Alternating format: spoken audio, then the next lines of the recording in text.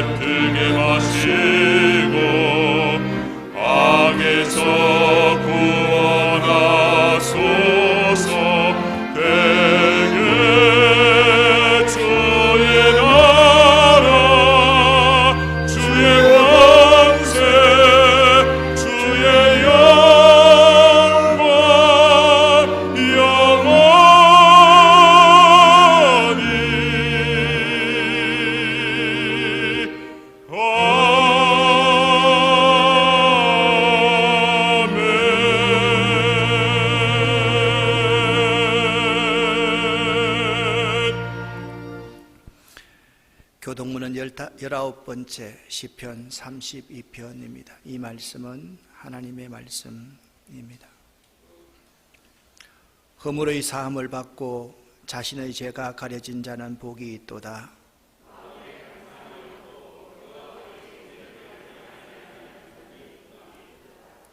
내가 입을 열지 아니할 때에 종일 신음함으로 내 뼈가 새하였도다.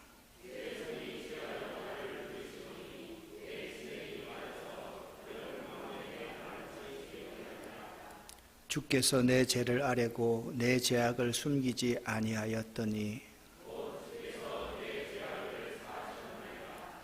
이로 말미암아 모든 경건한 자는 주를 만날 기회를 얻어서 주께 기도할지라.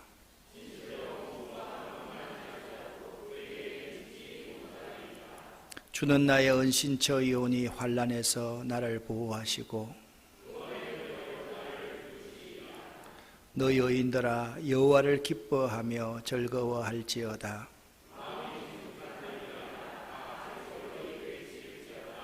아멘.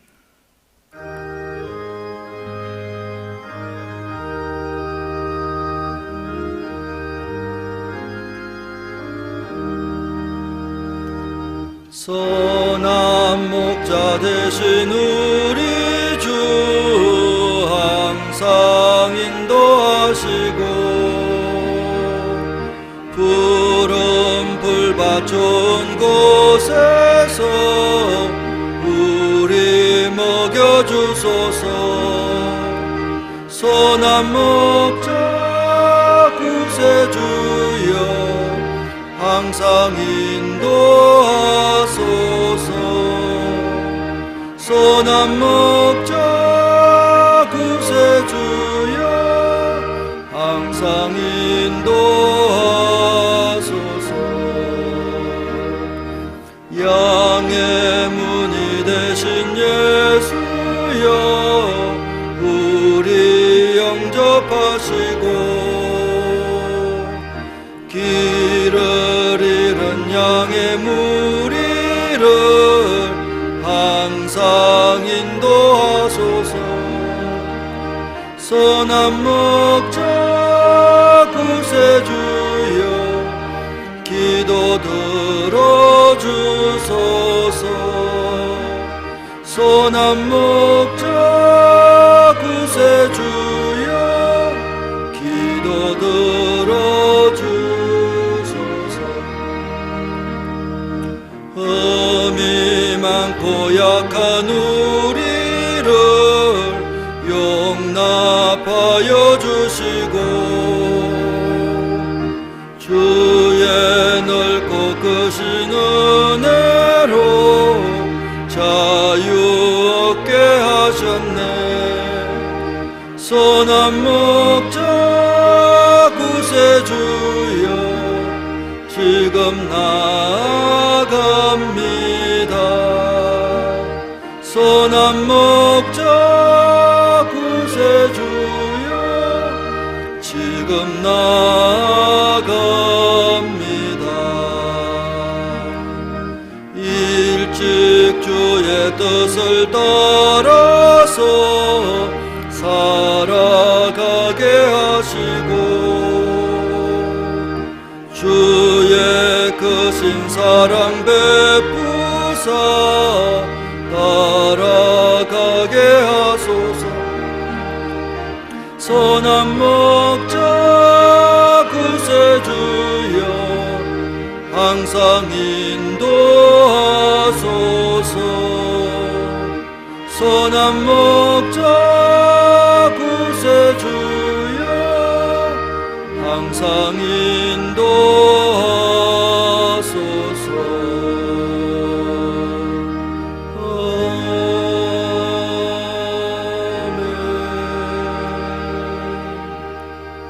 예배기도는 진성훈 집사입니다.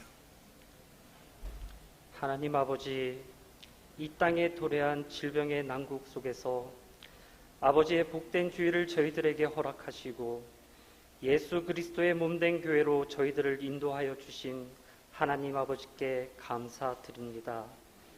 이 예배 자리에 저희들이 나올 수 있는 것도 다 하나님의 은혜임을 고백합니다. 만왕의 왕이신 하나님 아버지시여, 이 예배 가운데 친히 찾아오셔서 이 예배를 통해 홀로 영광 받으옵소서. 오직 하나님의 말씀이 선포되는 이 예배 가운데 성령님의 인지하심이 함께하여 주시옵소서. 하나님 아버지, 저희들을 용서하여 주시옵소서. 지난 한 주간 동안 이 세상 속에서 주의 거룩한 백성으로 아버지를 온전히 의지하며 살아가기보다는 저희 자신을 더 의지하며 세상과 타협하며 살아왔던 모습들을 고백하고 회개합니다. 저희들의 이러한 무지함과 연약함을 긍휼히 여기사 저희들을 용서하여 주시옵소서. 우리 주 예수 그리스도의 보혈의 피로 저희들을 정결케 하시사 세상이 감당치 못할 참된 거룩한 주의 백성으로 살아가게 하시고 오로지 하나님 아버지께 영광을 올려드리는 믿음의 백성의 삶을 살게 하여 주시옵소서. 생사하복을 주관하시는 하나님 아버지, 지금 이 땅에 코로나 바이러스의 확산으로 인해 많은 사람들이 두려움과 고통 속에 살아가고 있습니다. 하나님 아버지, 저희들을 불쌍히 여겨 주시옵소서. 저희들을 기억하여 주시사 아버지의 크신 긍휼하심이 이 땅 가운데 함께하여 주시옵소서. 저희들은 이러한 난국을 스스로 헤쳐나갈 수 없는 나약한 존재임을 아버지께 고백합니다. 저희들의 교만함을 회개합니다. 오직 저희들이 아버지께 눈물로 회개하고 아버지의 이름을 부르짖으며 기도할 때 아버지께서 저희들의 죄를 용서하여 주시고 이 땅을 고쳐주실 줄 믿습니다. 하나님 아버지시여, 통곡하며 눈물로써 기도하는 주의 백성들의 기도를 들으시고 응답하여 주시옵소서. 이 환난 가운데 저희들을 구원하여 주시옵소서. 하나님 아버지, 이번 사태로 아버지의 이름을 욕되게 하는 무리들의 실상과 모습들이 온 세상에 드러나고 있습니다. 아버지께서 친히 그들을 치시고 멸하여 주시옵소서. 그 무리 가운데에는 그들의 교활한 거짓에 속아 그곳에 빠진 불쌍한 주의 백성들이 있습니다. 이번 기회로 그들을 아버지께서 친히 회복시켜 주시사 회개하고 오직 아버지의 이름과 영광만을 위해 살아가는 귀한 백성들 되게 하여 주시옵소서. 지금 특히 대구 경북을 비롯하여 전국 각지에 코로나 바이러스가 퍼지고 있는 상황입니다. 이러한 가운데 맨 앞에서 뛰고 있는 이 나라의 위정자들과 의료진 그리고 방역 당국에게 지혜와 능력을 허락하여 주시옵소서. 온 나라가 힘을 합하여 최선의 방역이 이뤄질 수 있도록 하시고 더 이상 바이러스가 확산되지 않게 하여 주시옵소서. 지금 병상에서 죽음과 싸우고 있는 바이러스 확진자들이 하루빨리 치유되고 이 땅이 회복되어질 수 있도록 아버지의 긍휼하신 은혜를 베풀어 주시옵소서. 부족하고 연약한 저희들의 기도를 들어 주시옵소서. 하나님 아버지, 오늘 말씀을 전하시는 담임 목사님과 아름다운 교회에 속한 모든 지체들을 위해 기도드립니다. 정규택 담임 목사님 그리고 아름다운 교회 모든 성도님들과 그 가정 위에 주님의 크신 은혜와 이 환난 가운데 주님의 보호하심이 함께하여 주시옵소서. 하나님 아버지, 오늘 말씀을 전하시는 담임 목사님의 말씀 가운데 친히 함께 하시사 선포하시는 하나님의 말씀을 통해 우리들의 영과 육이 치유되고 믿음이 회복되고 성장하는 놀라운 성령님의 역사가 이 예배 가운데 있게 하여 주시옵소서. 또한 아름다운 교회가 복음을 위해 힘써 일하고 계획하는 모든 사역 위에 주님의 동행하심과 축복의 은혜를 내려 주시옵소서. 이 모든 일들을 통하여 온전히 아버지의 이름과 영광만이 드러나게 하여 주시옵소서. 이 예배를 위해 이름 없이 값도 없이 수고하고 봉사하시는 모든 권속들을 친히 기억하시고 이들과 그 가정 위에 주님의 크신 복을 넘치도록 부어 주시옵소서. 하나님 아버지, 이 자리에 아버지께서 저희들에게 맡겨주신 귀한 자녀들이 함께 예배를 드리고 있습니다. 이 귀한 자녀들이 하나님 아버지의 말씀 가운데 잘 양육되고 성장하여 오직 아버지의 영광만을 위해 살아가는 귀한 자녀들이 되게 하여 주시옵시고 오직 우리 아버지의 말씀만을 사모하며 기도와 예배의 삶을 귀하게 여기는 믿음의 자녀로 성장케 하여 주시옵소서. 하나님, 이 환난 가운데 저희를 지키시고 보호해 주실 줄 믿사오며 거룩하신 우리 주 예수 그리스도의 이름으로 기도드리옵니다. 아멘.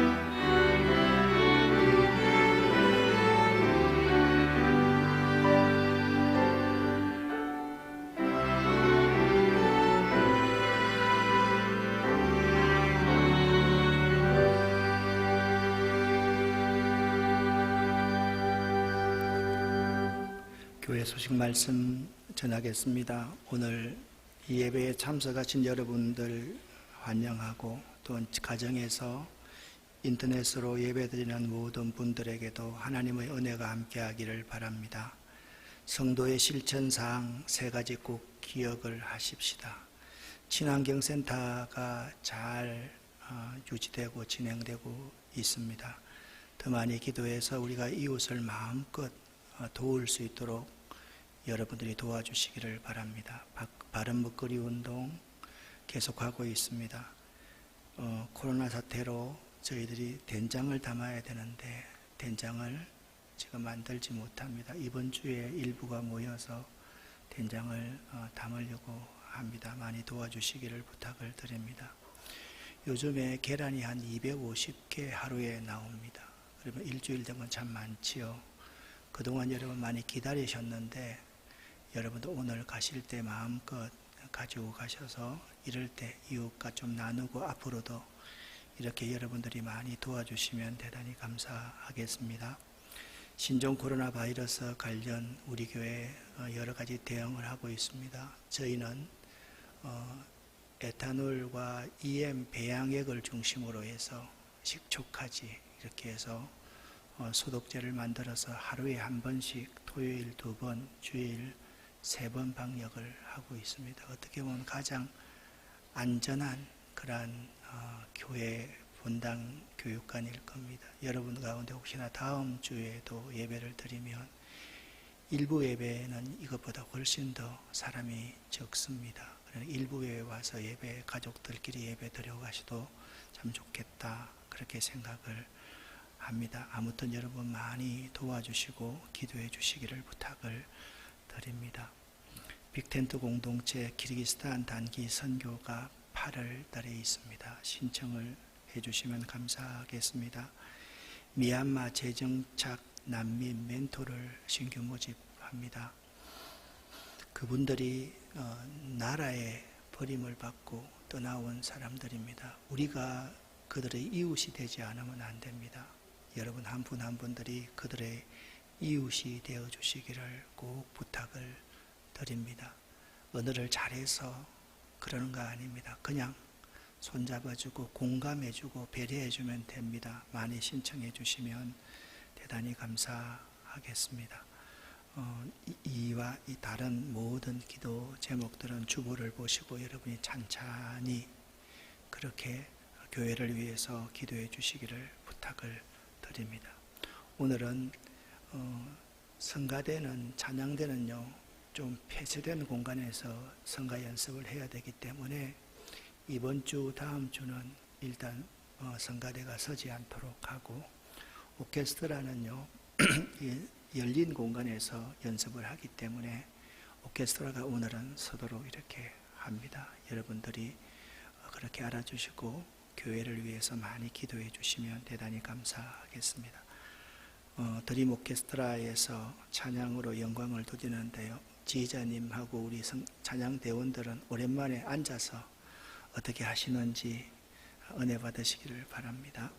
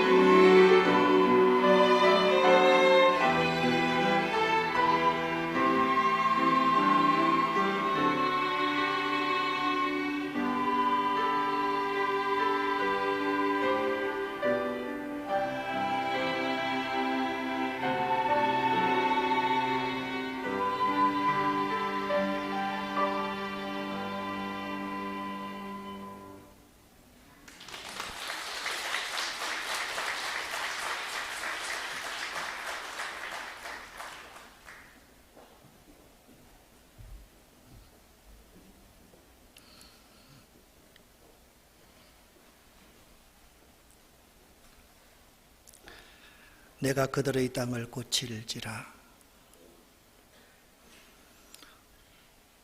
우한폐렴 코로나19로 온 나라가 몸살을 앓고 있습니다.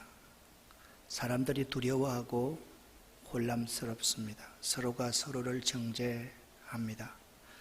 아마도 오늘 한국교회 강단에서 선포되는 말씀 중 대부분은 오늘 본문 말씀인 역대하 7장 14절 전후일 것입니다. 여러분과 제가 함께 역대하 7장 13절부터 16절까지를 합독하겠습니다. 혹 내가 하늘을 닫고 비를 내리지 아니하거나 혹 메뚜기들에게 토산을 먹게 하거나 혹 전염병이 내 백성 가운데에 유행하게 할 때 내 이름으로 일컫는 내 백성이 그들의 악한 길에서 떠나 스스로 낮추고 기도하여 내 얼굴을 찾으며 내가 하늘에서 듣고 그들의 죄를 사하고 그들의 땅을 고칠지라. 이제 이곳에서 하는 기도에 내가 눈을 들고 귀를 기울이리니 이는 내가 이미 이 성전을 택하고 거룩하게 하여 내 이름을 여기에 영원히 있게 하였음이라. 내 눈과 내 마음이 항상 여기에 있으리라. 아멘. 오늘 본문의 정확한 해석과 해설, 적용을 통해서 오늘 본문 말씀의 진정한 의미가 무엇인지를 깨닫고 은혜 받으시기를 바랍니다. 설교를 하기 전에 힘내라 대구 경북, 힘내라 대한민국, 코로나 극복을 위해 혼신의 힘을 다하시는 대구 경북 주민들과 이 나라의 모든 고통받는 백성들 화이팅을 외치고 싶습니다. 이 본문을 잘 이해하기 위해서 사무엘서, 열왕기서, 역대기서 이 세 책을 구분할 줄 알아야만 합니다. 오늘 읽은 본문은 역대하 7장 13절부터 16절 아닙니까? 사무엘서와 열왕기서와 역대기서 이 큰 책의 흐름들을 구별할 줄 알아야만 합니다. 먼저 사무엘서와 열왕기서입니다. 사무엘서는 왕국의 형성에 대해서 말을 하고 있습니다. 그러니까 왕국을 형성하는 토대를 놨던 사람 사무엘과 초대왕 사울과 다윗 왕 중심으로 사무엘서가 기록되어져 있습니다. 열왕기서는 어떤 책인가? 사울로부터 시작한 다윗, 솔로몬 이후에 나라가 두 갈래로 분열이 됩니다. 그래서 분열 왕국의 열왕들에 대해서 쭉 언급해 놓고 있는 것이 열왕기서입니다. 그에 반해서 역대기서는 전제가 포로 생활에서의 귀환을 전제로 하고 있습니다. 포로 생활에서 고난과 역경을 받고 있던 사람들, 그들이 고국으로 되돌아와서 신앙과 혈통의 순수성을 강조하고 있는 책이 역대기서입니다. 역대기란 히브리어 단어가 비브레이 하야밈이라는 단어인데, 이 역대기서라는 본래의 뜻은 날마다 일어나는 사건들이라는 의미입니다. 70인역 셉투아진트에 의하면 이 역대기서를 파랄레이 포메논이라고 그렇게 말을 하는데, 이 역대기서라는 의미는 생략된 것들에 관하여 지나쳐버린 것들, 그러니까 역대기는 사무엘서와 열왕기서에서 생략된 것을 더 추가해 놓고 사무엘과 열왕기서에서 지나쳐버린 강조해야 될 점을 다시 강조하는 책이 역대기다라고 여러분들이 생각하면 될 것입니다. 그러니까 사무엘서와 열왕기서는 신명기적인 관점에서 기록되었고요, 역대기서는 포로기 이후의 역사적인 관점에서 기록되었습니다. 신명기적인 관점이라는 것은 뭐냐? 잘 믿으면 복을 받고 못 믿으면 저주를 받는다라는 관점입니다. 그런데 역대기는 잘 믿으면 복을 받고 못 믿으면 저주를 받는다는 관점에서 생략되어 있는 것들, 지나쳐버린 것들, 그러한 것을 역사적인 관점으로 정리하고 있는 책이 역대기입니다. 그러니까 사무엘서와 열왕기서는 이스라엘 백성들의 범죄 사실에 초점을 맞추고 있다고 한다면 역대기서는 갈등 상황을 전제하고 있습니다. 어떤 갈등 상황입니까? 포로로 귀환한 자들을 남은 자들이라고 하는데, 포로로 귀환한 자들과 이스라엘 땅에 남아있던 자들, 이 땅의 백성들 사이에 갈등이 있을 수밖에 없었지 않습니까? 그들은 바벨론으로 끌려가서 거발강가를 중심으로 해서 가전 고통과 역경을 겪었던 사람이었습니다. 그런데 그 땅에 남아있던 땅의 백성들도 또 똑같이 갈등을 겪고 있었습니다.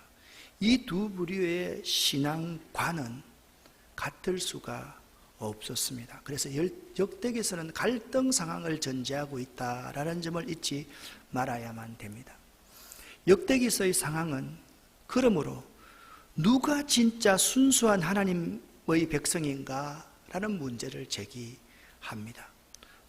포로에서 돌아온 사람들과 땅의 백성들 사이에 누가 순수한 하나님의 백성인가, 그 점을 다루고 있는 책이 역대기서다라고 여러분 보시면 됩니다.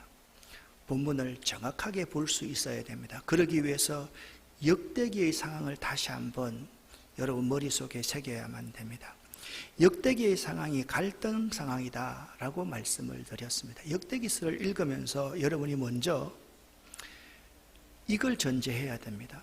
포로 생활을 통하여서 고난을 극복한 경험이 있는 사람인가 아닌가. 즉 그들이 포로를 잡혀갔다가 귀환하는데 귀환해서 제일 먼저 했던 일이 뭡니까? 스룹바벨 성전을 짓는 것이었습니다. 이 스룹바벨의 제2성전 건축을 통한 과거 솔로몬 성전 예배를 계승하는 사람, 그러한 사람이 순수한 혈통이다라는 말입니다. 눈물의 빵을 먹어본 사람인가? 눈물의 빵을 먹으면서도 끝까지 성전 중심의 신앙생활을 하였는가 하지 않았는가, 그것을 역대기서를 통해서 볼 수 있어야 된다라는 것입니다. 두 번째, 성전 건축을 생각했던, 하나님의 법궤가 저렇게 버려져 있고 나는 편안한 왕궁에 앉아 있는구나 라는 것을 인식하고 나서 성전을 건축해야 되겠다라고 생각한 사람이 다윗이었습니다. 그런데 하나님이 너는 피를 많이 흘렸기 때문에 네 대에 성전을 건축하지 못한다라고 하셨습니다. 그래서 성전 건축을 생각한 다윗의 통치에 매우 관심을 하고 있는 책이 역대기입니다. 그래서 역대기는요, 중요한 특징이 있습니다. 이것을 잊어버리지 말아야 됩니다. 다윗의 명예를 손상시킨다고 생각되는 장면들은 모두 삭제해서 기록하고 있습니다. 사무엘서와 열왕기에서 다윗이 범죄한 사실, 다윗이 한탄한 사실들, 다윗이 잘못한 부분은 거의 역대기서는 다 빠져 있습니다. 가령 사울 왕의 죽음을 탄식하는 부분은 들어있지 않습니다. 사울 왕과의 분쟁 들어있지 않습니다. 사울 왕과의 분쟁에 대해서는 역대기서는 좋은 관계이다 그렇게 언급하고 있습니다. 다윗 왕궁 내부의 암흑상, 특별히 다윗 인생에서 치명적인 약점이었던 밧세바를 범한 사건은 역대기서는 기록하고 있지 않습니다. 그리고 압살롬 사건도 삭제했습니다. 그러니까 그 대신 다윗의 종교의식의 규정은 다윗 시대에 훌륭히 지켜졌다. 성전 제도가 처음부터 다윗 시대에서부터 있었던 것처럼 묘사하고 있습니다. 결론적으로 역대기는 다윗을 메시아의 원형으로 부각시킵니다. 그러니까 오늘 역대하 7장은요, 솔로몬 성전의 낙성식에 대해서 기록하고 있는데 역대하 7장의 내용은 이렇게 구성되어져 있습니다. 역대하 6장에서는 솔로몬이 성전 건축을 마친 후에 하나님께 기도드린 내용이 역대하 6장에 기록되어져 있습니다. 하나님의 성전 건축을 마쳤다라는 것을 어떻게 알 수 있느냐 하면 언약궤, 정극궤, 법궤를 최종적으로 성전에 안치함으로써 성전 건축이 역대하 6장에서 완성됩니다. 그런데 역대하 7장은 내용을 세 부분으로 나눌 수가 있는데요, 1절부터 3절까지 성전 건축을 완성하고서 하나님의 언약궤가 성전의 중심에 딱 지성소에 와 있을 때 솔로몬의 기도에 대한 응답으로 여호와의 영광이 이 성전에 임하는 장면이 7장 1절부터 3절까지에서 기록되어져 있습니다. 그리고 7장 4절부터 10절까지의 내용은 성전의 낙성식을 거행합니다. 낙성식 기간이 1회였는데 이 성전의 낙성식은 이리저리 이동되었던 성막 대신 고정된 건축물인 성전을 완공하게 된 것을 감사하는 행사였습니다. 그러니까 7장 11절부터 오늘 22절 오늘 본문의 내용은 성전 낙성식을 하고 있는 그 가운데 하나님의 응답이 내려왔다, 그것을 우리에게 말씀하고 있습니다. 여러분과 제가 11절 12절 말씀을 함께 읽어보겠습니다. 솔로몬이 여호와의 전과 왕궁 건축을 마치고 솔로몬의 심중에 여호와의 전과 자기의 궁궐에 그가 이루고자 한 것을 다 형통하게 이루니라. 밤에 여호와께서 솔로몬에게 나타나사 그에게 이르시되 아멘. 자, 역대하 6장 7장에서 솔로몬이 성전 건축을 완성했다라고 말했습니다. 그런데 솔로몬의 성전의 장소가 큰 의미가 있다라고 성경은 말씀하고 있습니다. 역대하 3장 1절 말씀을 여러분과 제가 함께 읽겠습니다. 솔로몬이 예루살렘 모리아산에 여호와의 전 건축하기를 시작하니 그곳은 전에 여호와께서 그의 아버지 다윗에게 나타나신 곳이요 여부스 사람 오르난의 타작마당에 다윗이 정한 곳이라. 아멘. 1절 말씀을 잘 보십시오. 첫 번째 키워드가 모리아산입니다. 두 번째 키워드가 솔로몬의 아버지 다윗에게 나타나신 곳입니다. 세 번째 키워드는 여부스 사람 오르난의 타작마당입니다. 이 세 장소가 매우 큰 의미가 있는 장소입니다. 모리아산이란 어떤 곳입니까? 아브라함이 그의 100세에 난 독자 이삭을 하나님께 드리려고 했던 바로 그 산, 그 장소가 지금 예루살렘 성전을 건축한 장소라는 것입니다. 두 번째, 다윗이 하나님의 전을 짓기로 결정한 그곳이 1절 중반절에 보면 그곳은 전에 여호와께서 그의 아버지 다윗에게 나타나신 곳, 그곳이 지금 예루살렘 성전이 건축된 곳이다 라고 말씀하고 있습니다. 그러니까 이 말씀의 의미는 뭐냐 하면 아브라함의 신실한 제사와 솔로몬 성전의 제사와 깊은 관계가 있음을 말해주고 있는 것입니다. 자, 아브라함이 독자 이삭을 100세에 하나님 앞에 번제로 드리려고 했습니다. 솔로몬이 왕이 되어서 제일 먼저 하였던 일이 무엇입니까? 일천 번제를 드리기 시작했습니다. 이것이 다른 것이 아닙니다. 솔로몬 성전 역시 영과 진리로 살아계신 하나님께 예배드리는 곳이라는 사실을 강조하기 위해서 아브라함의 번제 사건이 있는 모리아산과 다윗이 성전을 지으려고 했던 그곳을 서로 아이덴티파이, 동일화시키고 있다라는 것입니다. 세 번째 키워드입니다. 오르난의 타작마당입니다. 이것은 다윗이 백성을 계수한, 백성을 계수한다는 것이 무엇입니까? 싸움에 나갈 만한 군사가 몇 명이나 될까? 그러니까 하나님을 의지하지 않고 내 힘을 의지해서 이 나라를 다스려 가겠다라는 말입니다. 다윗이 백성을 계수한 죄 때문에 3일 동안 온 나라에 온역이 왔습니다. 질병이 왔습니다. 사람들이 다 죽어져 자빠지는 거예요. 그 심판을 받을 때 하나님께서 심판의 진노를 멈추고 거두신 장소가 어디냐? 오르난의 타작마당이었습니다. 다윗은 이 오르난의 타작마당을 성경의 다른 용어로 아라우나의 타작마당이다, 그렇게 말을 합니다. 아라우나, 오르난의 타작마당, 똑같은 단어입니다. 그래서 우리 교회 장로님께서 사업을 하실 때 그 이름을 아라조경이라고 했고, 조경회사를 하나 더 만들 때 운하조경이다, 그렇게 이름을 지었습니다. 왜 그렇습니까?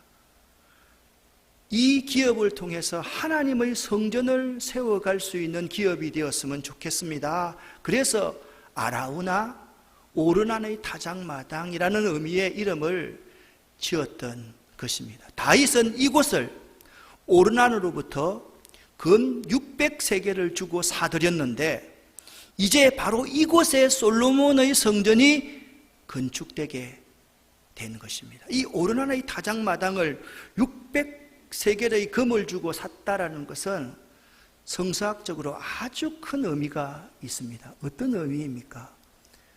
우리가 범죄해서 다 죽을 수밖에 없는 죄인이었는데 하나님께서 독생자 예수를 그 모리아 갈보리 언덕에 제물을 삼으셔서 그 예수의 핏값으로 말미암아 우리의 모든 죄를 중지시키고 멈추게 하신 곳이 갈보리 십자가다라는 의미를 여기가 가지고 있는 것이죠. 여러분과 제가 역대하 7장 11절 말씀을 한번 읽어 보겠습니다. 솔로몬이 여호와의 전과 왕궁 건축을 마치고 솔로몬의 심중에 여호와의 전과 자기의 궁궐에 그가 이루고자 한 것을 다 형통하게 이루니라. 아멘. 솔로몬이 자기 심중에 있던 이루고자 한 소원을 다 형통하게 이루었다, 그렇게 7장 11절에서는 말씀하고 있습니다. 이것은 솔로몬이 하고자 했던 대로 모든 것을 성공적으로 마쳤음을 뜻합니다.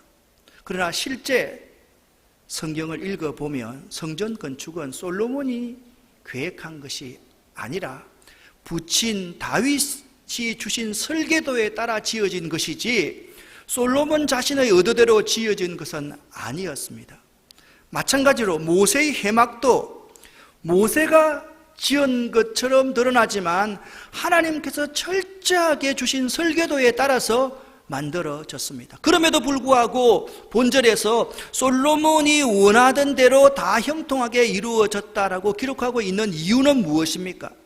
하나님께서는 진정으로 자원하고 순종하는 한 사람을 통하여 일하신다는 사실을 우리에게 보여주고 있는 것입니다. 여러분을 통해서 하나님의 뜻이 이루어지려고 하면 여러분 한 분 한 분들도 자원하고 순종하는 한 사람이 되어야만 합니다. 할렐루야. 그런 사람이 하나님의 일을 이 땅에서 편만하게 이루어갈 수 있는 것입니다. 즉 하나님의 일은 인간의 계획에 의해서 이루어지는 것이 아니라 하나님의 계획에 순종하여 자원하는 자에 의해서 이루어진다는 사실을 그가 이루고자 한 것을 다 형통하게 이루니라. 그런 의미에서 솔로몬은 하나님의 성전 건축을 위한 도구에 불과하다는 사실을 강조하고 있는 것입니다. 12절 말씀을 여러분과 제가 함께 읽겠습니다. 밤에 여호와께서 솔로몬에게 나타나사 그에게 이르시되 내가 이미 내 기도를 듣고 이곳을 택하여 내게 제사하는 성전을 삼았으니 아멘. 그날 밤에 여호와께서 솔로몬에게 나타나서 솔로몬에게 말씀하셨습니다. 세 가지의 말씀을 하셨습니다. 첫 번째, 내가 이미 네 기도를 들었다. 두 번째, 내가 이것을 택하였다. 읽었던 3장 1절 말씀에 의하면 이 택한 이곳이 어떤 곳이었습니까? 아브라함의 절대 순종의 장소였습니다. 다윗과 하나님이 약속한 그 언약의 장소였습니다. 다윗이 교만하고 죄를 지었을 때 용서해 주시던 그 용서의 장소, 그곳을 택하였다라고 말씀하신 것입니다. 그 밤의 말입니다. 그리고 그 성전은 12절 하반절 말씀을 보십시오. 내가 이미 내 기도를 듣고 이곳을 택하여 내게 제사하는 성전을 삼았으니, 신약에 예수님께서 예루살렘 성전에 입성하실 때 예루살렘 성전이 황폐해져 있었습니다. 장사치들이 판을 치고 있었습니다. 이때 예수님께서는 노끈으로 채찍을 만들어서 상을 뒤집어 엎으면서 말합니다. 누가 하나님의 성전을 강도의 소굴로 만드느냐? 내 집은 만민이 기도하는 곳이라. 그러니까 그 성전은 내게 제사하는 곳이라는 것입니다. 하나님이 그 밤에 나타나서 솔로몬에게 말씀하신 말씀이 세 가지입니다. 내가 이미 내 기도를 들었다.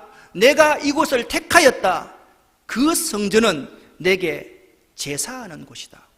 하나님이 하나님의 지도자에게 현현 나타나심과 말씀하심은 딱 한 가지로 요약할 수가 있습니다. 내게 제사하는 성전이 되어라. 그것이 하나님이 우리에게 말씀하는 곳입니다. 성전이 무엇입니까? 이곳은 예배당입니다. 예배당이 성전이라고 말할 수가 없습니다.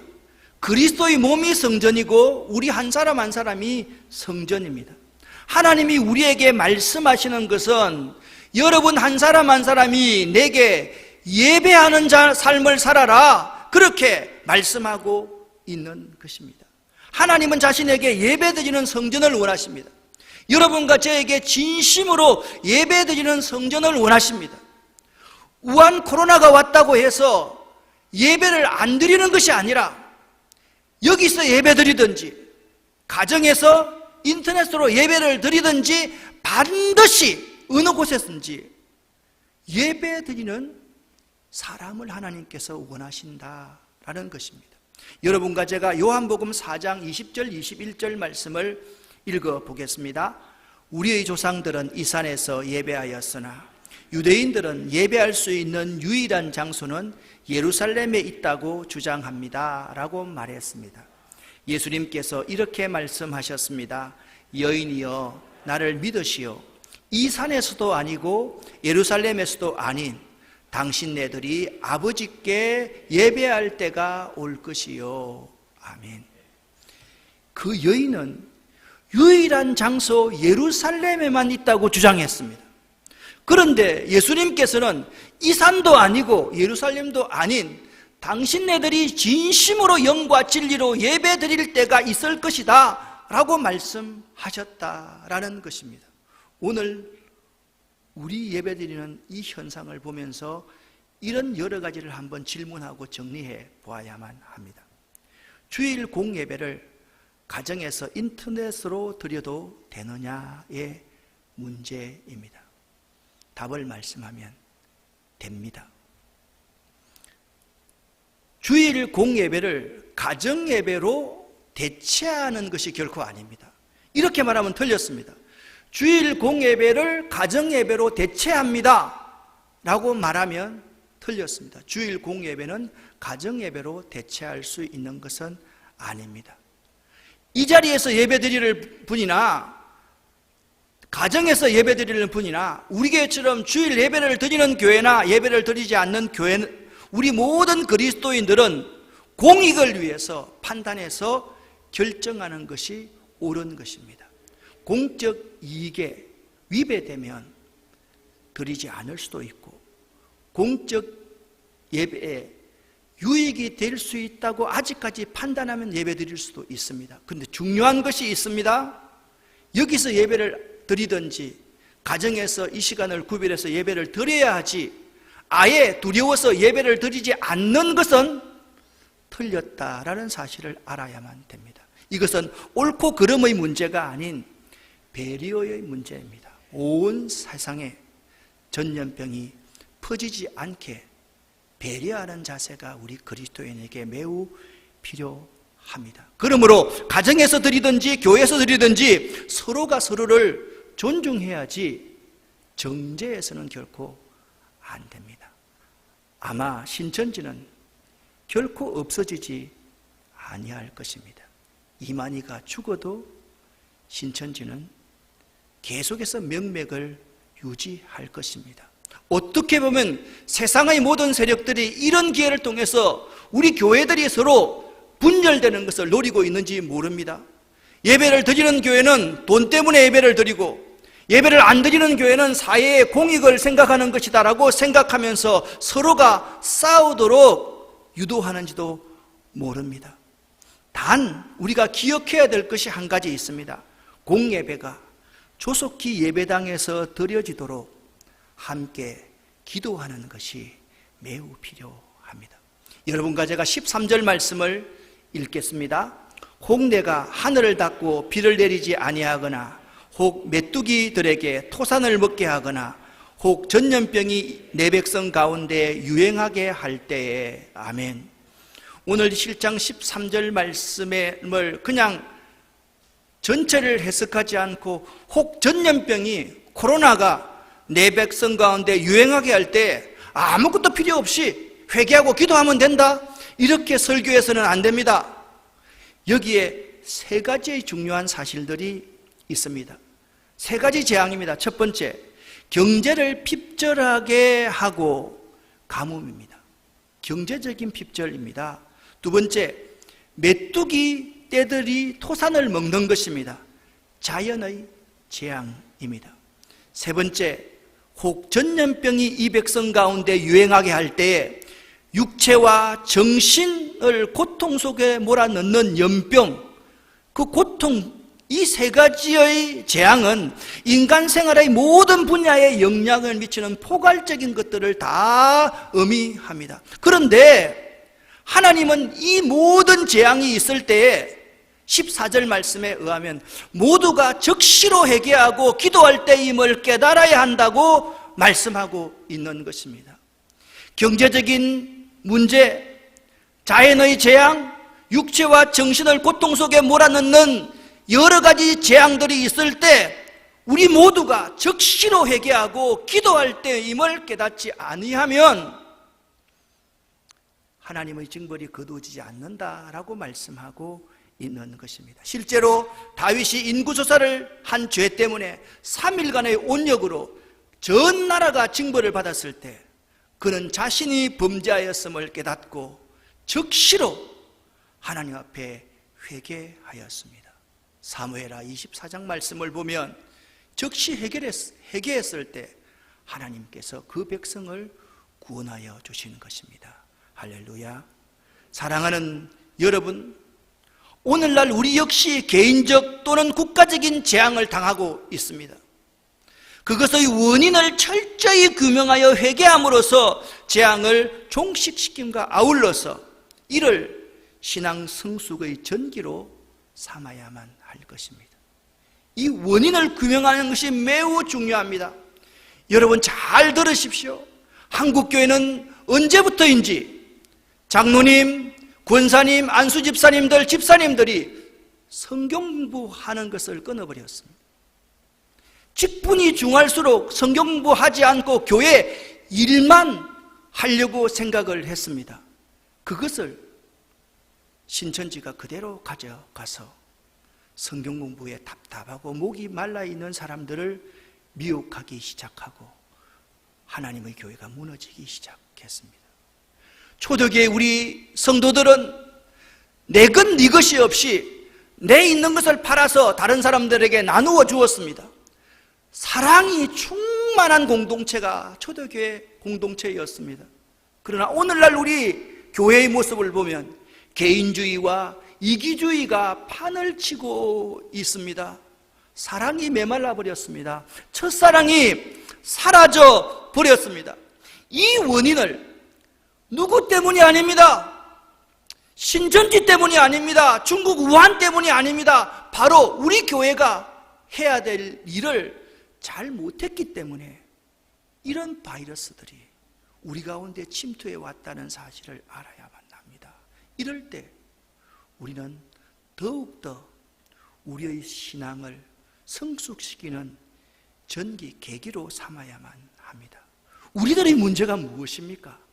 위기의 때에 기도하지 않는 것입니다. 제가 여러분들에게 말씀드렸지 않습니까? 역대하 7장 13절부터 16절을 가지고 하루에 한 끼 금식하고 기도합시다. 아침 10시에 모여서 기도하십시다. 오후 9시에 기도하십시다. 그런데 우리 직원들도 10시 되면 돌아다닙니다. 우리 직원들과 우리 목회자들이 그런 정도가 되었다고 한다면 여러분들은 그 시간을 지켜서 금식하고 기도하지 않았다. 그것이 우리가 위기의 때에 기도하지 않았던 증거입니다. 여러분과 제가 역대하 7장 14절의 말씀 가지고 찬양을 만든 찬양을 한번 불러보겠습니다.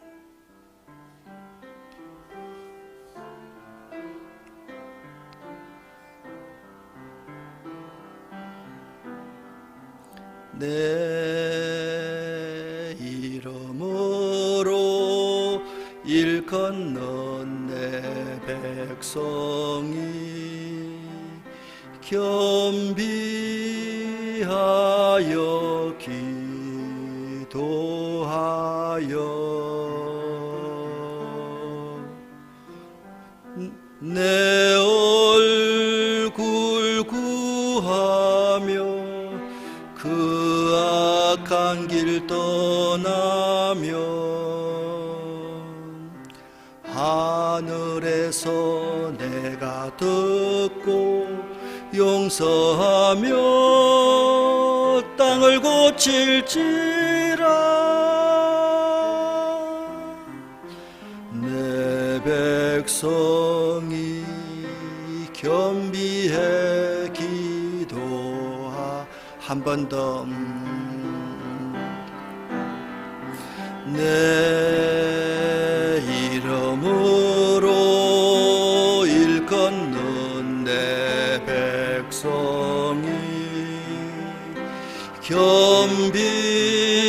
겸비하여 기도하여 내 얼굴 구하며 그 악한 길 떠나며 하늘에서 내가 듣고 용서하며 땅을 고칠지라.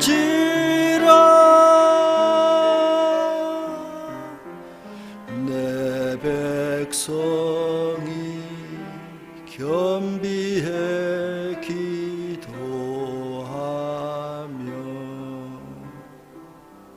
아멘. 여러분과 제가 역대하 7장 14절 말씀을 세 번역으로 함께 읽어보겠습니다. 내 이름으로 일컫는 나의 백성이 스스로 겸손해져서 기도하며 나를 찾고 악한 길에서 떠나면 내가 하늘에서 듣고 그 죄를 용서하여 주며 그 땅을 다시 번영시켜 주겠다. 아멘. 하나님은 오늘 우리에게 약속하셨습니다. 그 땅을 다시 고쳐주겠다. 번영시켜 주겠다. 할렐루야. 이제 사랑하는 여러분, 우리가 이제 스스로 겸손해져서 기도하며 하나님을 찾아야 됩니다. 하나님의 얼굴을 구해야 됩니다. 악한 길에서 떠나야 합니다. 그러기 위해서 우리 스스로를 돌아보고 무엇이 잘못되었는지를 바로 알아야만 합니다. 상대방을 탓하고 정죄하지 말아야만 합니다. 이 문제는 국가의 책임도 아니고 중국 우한의 책임도 아니고 신천지의 책임도 아닙니다. 물론 신천지 그 인간들은 사람도 아닙니다. 그렇게 해서는 안 됩니다. 그런데 중요한 우리의 자세는 이런 시점에 상대방만 탓하고 정죄하는 자세로 있어서는 결코 안 된다는 것입니다. 이럴 때일수록 우리가 하나님의 마음을 품어야만 하는 것입니다. 여러분과 제가 역대하 7장 14절부터 16절까지 말씀을 같이 한번 읽어 보겠습니다. 내 이름으로 일컫는 내 백성이 그들의 악한 길에서 떠나 스스로 낮추고 기도하여 내 얼굴을 찾으면 내가 하늘에서 듣고 그들의 죄를 사하고 그들의 땅을 고칠지라. 이제 이곳에서 하는 기도에 내가 눈을 들고 귀를 기울이리니 이는 내가 이미 이 성전을 택하고 거룩하게 하여 내 이름을 여기에 영원히 있게 하였음이라. 내 눈과 내 마음이 항상 여기에 있으리라. 아멘. 하나님은 우리에게 말씀하십니다. 이제 이곳에서 여러분 한 사람 한 사람이 성전입니다. 우한 코로나가 두려워서 지금 이 시간 텔레비전을 켜놓고 예배를 안 드린다든지 예배를 포기한다든지 그렇게 해서는 안 됩니다. 여기에 있든지 가정에서 인터넷 예배를 드리든지 우리가 드리는 이 기도에 하나님이 눈을 들고 귀를 기울여 주시겠다 말씀하고 계십니다. 16절 말씀을 보십시오. 이는 내가 이미 이 성전인 여러분들을 택하고 여러분들을 거룩하게 하여 하나님의 이름을 여러분 가운데 영원히 있게 하려는 것이 하나님의 계획입니다. 할렐루야. 하나님의 눈과 마음이 항상 여러분 가운데 있습니다. 우리가 하나님 앞에 예배하는 자의 삶을 살아가야 된다. 그렇게 말씀하고 있는 것입니다. 내 백성이 겸비해서 스스로 낮추어서 기도하며 여기 후렴 부분을 한번 불러보겠습니다. 땅을 고칠지라 내 백성이 겸비해 기도하며. 아멘. 우리가 스스로 겸비해서 기도하면 하나님께서 이 땅을 고쳐주시겠다, 온전하게 회복시켜 주시겠다라고 약속하셨습니다. 믿으십니까? 다음 주도 여러분 이 예배당에 안 오셔도 됩니다. 여러분 가정에서 우리가 드리는 그 예배를 드려도 됩니다.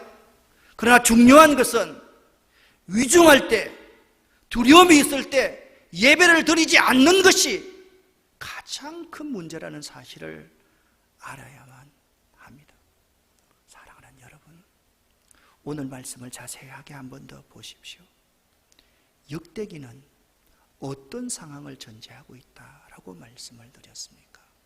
갈등 상황을 전제하고 있다. 우리는 지금 이념의 갈등 속에서 헤매고 있습니다. 진보와 보수의 갈등 속에서 헤매이고 있습니다. 동과 서의 갈등 속에 있습니다. 이럴 때 우리가 정말 보여줘야 될 것이 무엇입니까? 누가 진짜 그리스도인인가? 누가 진짜 순수한 하나님의 백성이냐? 이것을 보여줘야 될 때가 지금이다. 이 사실을 여러분과 제가 잊어서는 결코 안 됩니다. 그것이 무엇입니까? 누가 진짜 하나님의 백성입니까? 나 한 사람이 내가 하나님의 성전임을 알아야만 됩니다. 내가 예배드리는 그곳이 아브라함이 100세에 난 이삭을 하나님께 아낌없이 드리기로 헌신했던 그 예배당이 되어야만 합니다. 다윗이 하나님의 짓기로 전을 짓기로 결정하여 언약한 곳, 살아계신 하나님께 영과 진리로 예배드리는 그곳이 되어야만 합니다.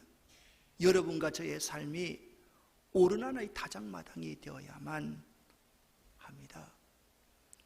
갈보리 언덕 십자가에 달리신 대속의 예수 그리스도의 십자가, 그 예수 그리스도의 정신이 우리 속에 생생하게 살아 움직여야만 하는 것입니다. 사랑하는 여러분, 우리가 스스로 낮아져서 하나님께 기도하는 이 기회가 될 수 있기를 예수 이름으로 간절히 축원합니다. 하나님께서는 오늘 이렇게 말씀합니다. 같이 한번 읽어봅시다. 내가 고칠지라. 아멘. 어떻게 하면요? 여러분과 제가 스스로 낮추어서 하나님께 기도하면 하나님이 우리 땅을 고쳐주시겠다 약속하셨습니다. 기도하겠습니다. 하나님 아버지, 이 민족을 불쌍히 여겨 주시옵소서.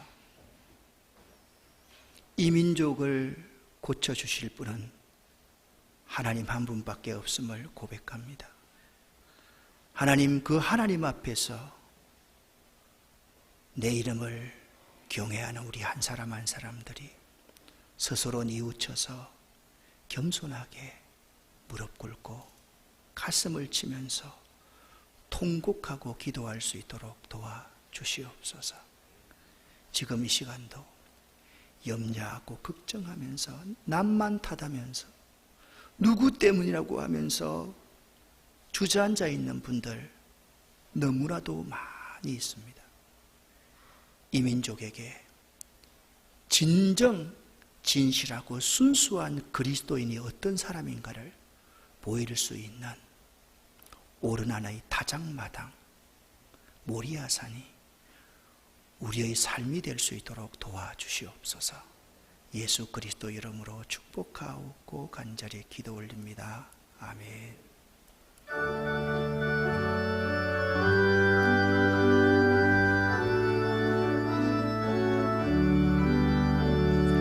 이 세상의 모든 죄를 맑히시는 주의 보혈, 성자 예수 그 귀한 피 찬송하고 찬송하세. 주님 앞을 멀리 떠나 길을 잃고 헤맬 때에 나의 뒤를 따라오사 친히 구원하셨도다. 흰 눈보다 더 흰 눈보다 더 주의 흘리신 보혈로 희게 씻어 주옵소서. 가시관을 쓰셨으니 피로 얼굴 물드셨고 십자가의 모진 고통 나를 위해 당하셨네. 말로 구세주의 구속하심 그 은혜와 그 신사랑 찬송하고 찬송.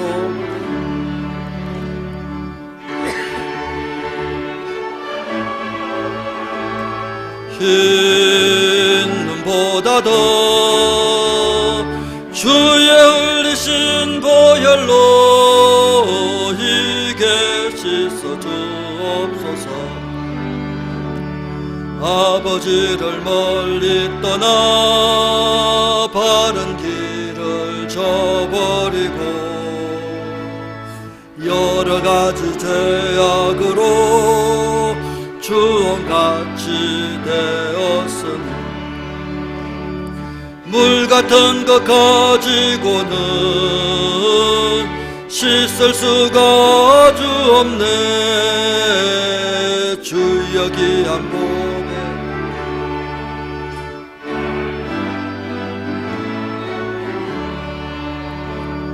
흰 눈보다 더 흰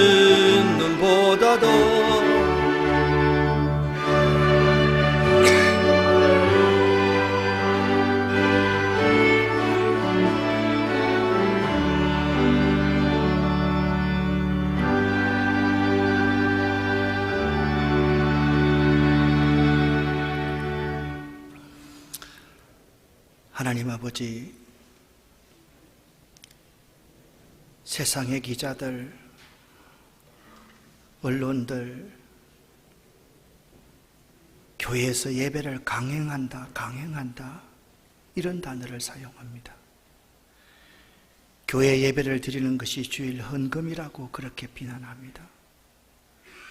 하나님, 그런 것이 아님을 우리가 이번 이 사태에서 가정에서 예배드리든 이 자리에서 예배드리든 분명하게 이 세상 속에 선포할 수 있는 이 기회가 되기를 원합니다. 하나님, 하나님과 이웃을 사랑하기 위해서 예물 드리는 우리의 예물을 받아 주시옵소서. 이 예물과 함께 우리 정강호 집사를 아버지 앞에 올려드립니다. 박정아 집사를 올려드립니다. 아영이와 하은이를 올려드립니다. 이 가정에 하나님의 복을 내려 주시옵소서. 이제 스스로 낮아져서 가슴을 치며 하나님 앞에 회개하는 우리 정강호 집사 될 수 있도록 도와주시고 우리 모두가 될 수 있도록 도와주시옵소서. 두 번 다시 저희들 교회가 이 세상 사람들로부터 짓밟힘과 조소당하지 않도록 도와주시옵소서.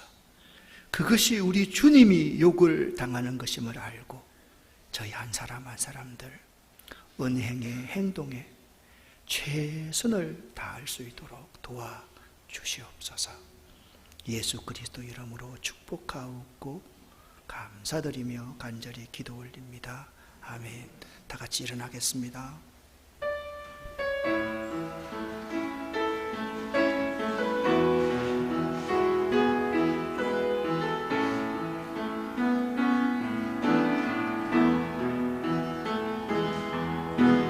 내 마음에 주를 향한 사랑이 나의 말에 주가 주신 진리로 나의 눈에 주의 눈물 채워주소서.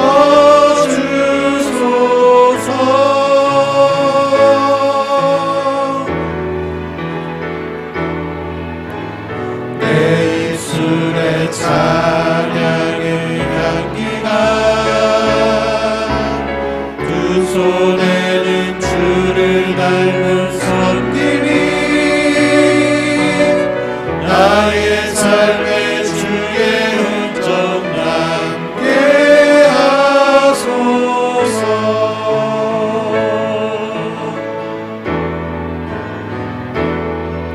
하나님의 사랑이 영원히 함께하리.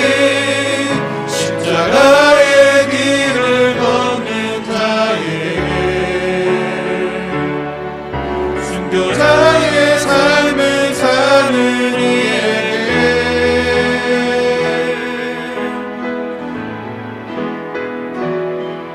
조롱하는 소리와 세상 유혹 속에도 주의 순결한 신부가 되리라. 내 생명 주님께 드리리. 사랑하는 여러분, 저를 한번 보십시오. 천주교가 이 땅에 들어온 지 240년가량 되고 개신교가 이 땅에 들어온 지 150년이 다 되어 가는데 우리 스스로 미사를 안 드리고 예배를 안 드린 것은 초유의 처음 있는 일입니다. 여러분이 기도해야 될 제목이 있습니다. 여기서 예배를 드리느냐 인터넷으로 예배를 드리느냐 그게 문제가 아닙니다. 우리 교회 지금 3분의 2의 인원들이 과연 지금 이 시간 예배를 드리고 있느냐 아니면 또 텔레비전 보면서 두려워 떨고 있느냐, 그것이 더욱더 큰 문제입니다. 이것이 3주, 4주 갈 때 여러분은 계속 예배를 드릴 수 있지만 교회 나오는 사람들은 리듬과 습관을 잃어버리게 됩니다. 한국 교회 큰 위기입니다. 이민족도 큰 위기입니다. 여러분, 이럴 때 자꾸 텔레비전 보고 비난하고 정죄하고 탓하지 말고 하나님 앞에 예배하는 삶 꼭 회복할 수 있기를 부탁을 드립니다. 여러분이 모리아 산이 되어야 됩니다. 여러분이 하나님과 다윗이 만났던 언약의 그 장소가 되어야만 합니다. 여러분이 옳은 하나의 타작마당이 되어야만 합니다. 꼭 명심하십시다. 기도하겠습니다.